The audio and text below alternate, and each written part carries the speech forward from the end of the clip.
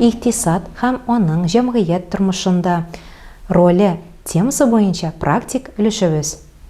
Балалар, сорауларга җавап бирегез. Барлык илләрдә дә ресурсларга кытлык кичерә. Әмма аларның кайсылары бай, ә кайсылары ярлы дип санала. Җәмгыятьнең мул тормышта яшәүе нәрсәгә бәйле? Ярлылык һәм ресурсларның чикләге бер үк нәрсәме? Җавабыгызны аңлатыгыз. Икенче бирем. Дәфтәреңдә тормыш уңайлыклары таблицасын тутыр. Беренче багана ирекле уңайлыклар, икенче баганада икътисади уңайлыклар. Түбәндәге мисалларны таблицаның тиешле баганасына языгыз. Кием тегү, шишмә суы, тундырма, театр түгәрәгендә катнашу, җил энергиясе, фатирга ремонт ясау, яңгырлар, автобуста бару, урамнарны яктырту.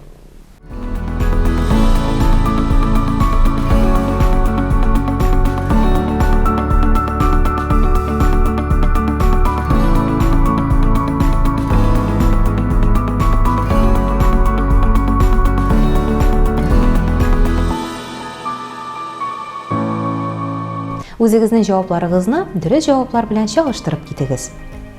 Киләсе дәресләребезгә кадәр.